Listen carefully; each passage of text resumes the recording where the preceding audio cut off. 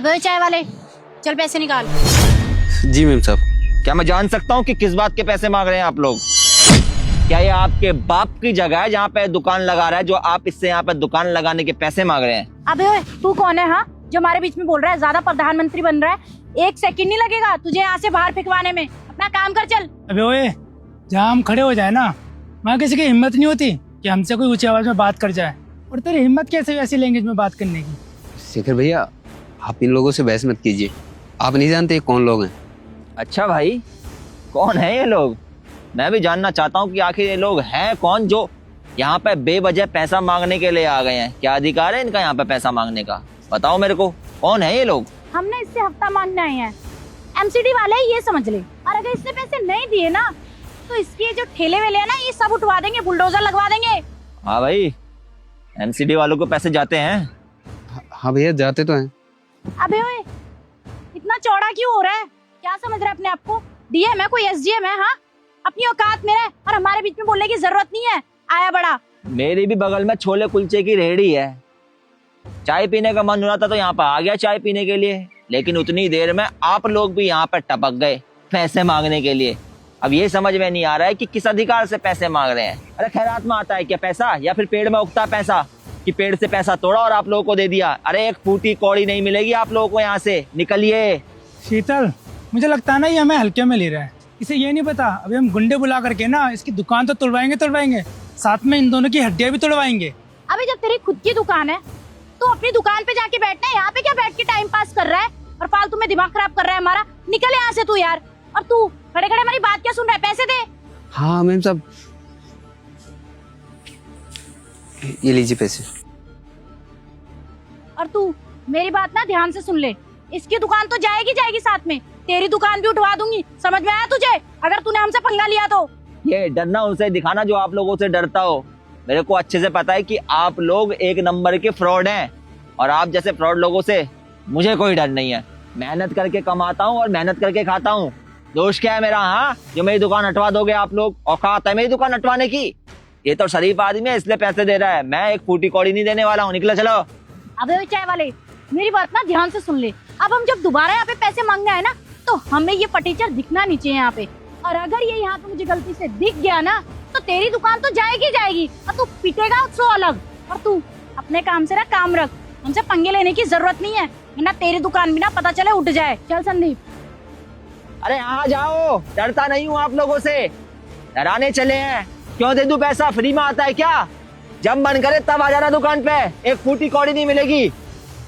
भाई एक बात बोलूं तुझे, गलती ना तेरी ही है जो तू इन्हें मुंह उठा के पैसे देता है।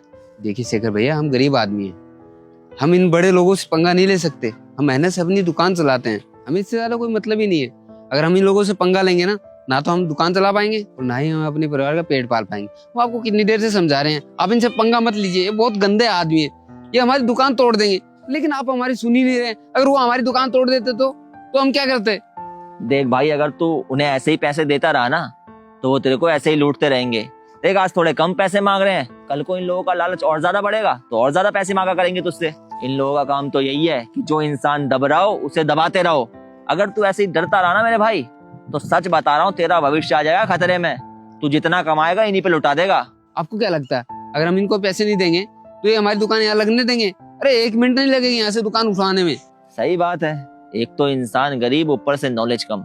जब इंसान को कई बार अपने अधिकारों के बारे में पता नहीं होता है ना, तो इन लोगों जैसे फ्रॉड लोग ही होते हैं जो इंसान को बेवकूफ बना के चले जाते हैं। अरे तू डर रहा है, कम पढ़ा लिखा है, रूल और रेगुलेशंस का तेरे को कुछ पता है नहीं, तो तेरे को डरा रहे हैं ये। अगर तेरे को अपने अधिकारों के बारे में पता होता ना तो इनसे बहस करता, तू कुछ नहीं कर पाते तेरा ये। अरे इनका कोई अधिकार थोड़ी ना बनता है यार तुझसे पैसे लेने का, जो यहाँ पे पैसे मांगने के लिए आ रहे हैं। इसीलिए कहते हैं कि इंसान को शिक्षित होना चाहिए। अगर तू पढ़ा लिखा होता तो मजाल है इन जैसे लोगों की कि तेरे सामने चू भी कर जाए। 1 रुपया नहीं मांग सकते थे फिर ये तुझसे। अरे भैया मत लीजिए इनसे पंगा, हम आपको कह रहे हैं ना, आपको भी तो अपनी दुकान चलानी है, इतना सामान आता है, इतना खर्चा लगता है। अरे अगर इनसे पंगा लेंगे ना तो 1 मिनट लगेगा, इनको बुलडोजर लाएंगे और हमारा ठेला तोड़ देंगे।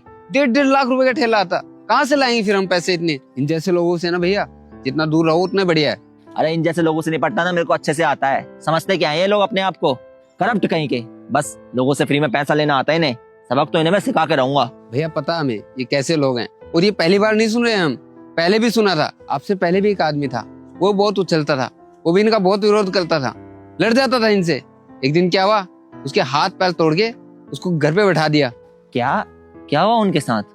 यही पास में वेज बिरयानी की दुकान लगाता था वो। छोटी सी बहस हुई थी, उसी बहस में उनके गुंडों ने आके ना उसके हाथ पांव तोड़ दिए। अब घर पे बैठा है, कमाना चाहता है अगला, लेकिन फिर भी नहीं कमा सकता क्योंकि शरीर ही साथ नहीं दे रहा है। बहुत जोश चढ़ा था उसको भी हीरो बनने का, अपाइज बनाकर घर पे बैठा दिया।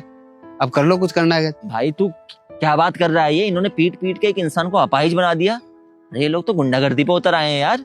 इसीलिए कह रहा हूँ भैया, आप सोचो, अपने लिए नहीं तो अपने परिवार के लिए सोचो। देखो शेखर भैया, 2 पैसे कम कमाएंगे ना तो चलेगा, लेकिन अपने परिवार के साथ खुश तो रहेंगे ना। आपको पता है उसका घर कैसे चलता है? उसकी बीवी मजदूरी करती है, उस मजदूरी करके वो अपने बच्चों को पाल रही है। अब पड़ा है घर पे बोझ बन के। इससे अच्छा इंसान को मौत आ जाए, लेकिन घर परिवार पे ऐसे बोझ बनकर ना पड़ा रहे। भाई मैं मिलना चाहता हूँ उस इंसान से, तू मिलवा सकता है मुझे उससे? मिलवाएंगे, आपको जरूर मिलवाएंगे, ताकि आप उसकी हालत देखो ना, आपको पता लगे कि आप क्या गलती कर रहे हो। आप चलिए मेरे साथ, मैं दिखाता हूँ आपको। सर आपने मुझे बुलाया? अरे वाह, आ गई आप। मैं तो आपका ही इंतजार कर रहा था। वो दरअसल बात यह है कि मुझे आपके काम के रिगार्डिंग आपसे कुछ बात करनी है। हाँ सर, मुझे पता ही था कि आप मुझे यहाँ पे बुलाएंगे, क्योंकि मैं काम ही इतना अच्छा कर रही हूँ। और मुझे ये भी पता है सर आपने मुझे यहाँ पे क्यों बुलाया है। आप मेरा प्रमोशन करने वाले हैं, है ना? वरना डीएम सर मुझे खुद कॉल करके थोड़ी ना बुलाएंगे। वैसे सर प्रमोशन तो मैं डिजर्व करती हूँ, इतनी मेहनत जो करती हूँ वो भी ईमानदारी से। हाँ, प्रमोशन तो आपको मिलना लाजमी है, क्योंकि आप इतनी अच्छी जो हैं, इतने अच्छे अच्छे काम जो करती हैं। वैसे मैं ये बात जानने में बहुत ज़्यादा इंटरेस्टेड हूँ कि आप जो अच्छे काम करती हैं उनमें कौन कौन से काम आते हैं, मैं जानना चाहता हूँ। सर वो क्या है ना, मैं सबकी मदद करने के लिए हमेशा आगे रहती हूँ। अगर कोई गरीब को पैसों की जरूरत होगी तो मैं पैसे दे देती हूँ। मैंने अभी एक चाय वाले की भी मदद की थी सर, और एक बार किसी सब्जी वाले की भी मदद की थी। देखो ना मैं कितनी अच्छी लोगों के बारे में कितना सोचती हूँ। और सर आपको पता है मैं बहुत मेहनत से काम करती हूँ और बहुत ईमानदार लड़की हूँ। मैंने आज तक कभी किसी से रिश्वत नहीं ली। क्या आप सच बोल रहे हैं या फिर कोई फरेब है आपकी बातों में? यस सर, मैं बिल्कुल सच बोल रही हूँ।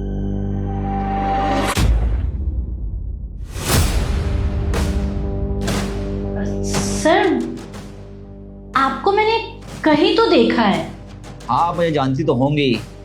आपको शायद याद होगा कि कुछ दिन पहले आप एक चाय की दुकान पर आई थी, वहां पर मैं बैठा हुआ था मास्क लगा के, आपकी बात मुझसे ही हो रही थी। अच्छा तू वही है जो वहाँ पे बैठ के मुझसे बहस कर रहा था। तेरी हिम्मत कैसे हुई सर की चेयर पे बैठने की? हाँ तुझे पता भी है ये डीएम सर की चेयर है। देख चुपचाप से उठ जा, ना तेरे लिए ना अच्छा नहीं होगा। बकवास बंद करो। मैं ही हूँ इस जिले का नया IAS अधिकारी, शेखर पंत। अच्छा तो तू है शेखर पंत, मेरा मतलब आप हैं शेखर पंत। पर अगर आप डीएम हैं तो फिर आप क्यों बोल रहे थे उस दिन कि आपकी एक छोटी सी मामूली सी दुकान है? हाँ, उस दिन मैं चाय वाले की दुकान पर आया था, एक मामूली सा इंसान बन के जो छोले कुलचे की रेडी लगाता है। ऐसा मैंने इसलिए किया क्योंकि इस जिले से पहले मैं दूसरे जिले में था और मेरा ट्रांसफर इस जिले में हो रहा था। मेरी एक खास बात है कि मैं जिस भी जिले में जाता हूँ उस जिले में जाने से पहले इस चीज़ का पता लगा लेता हूँ कि जिस जिले में मेरा ट्रांसफर होने वाला है वहाँ पर क्या क्या इलीगल काम हो रहे हैं, क्या क्या खामियां हैं उस जिले की। और जब मैंने पता लगाया तब मेरे को पता चला कि इस जिले में तो बहुत से गलत काम हो रहे हैं, और पता चला आप लोगों के बारे में भी।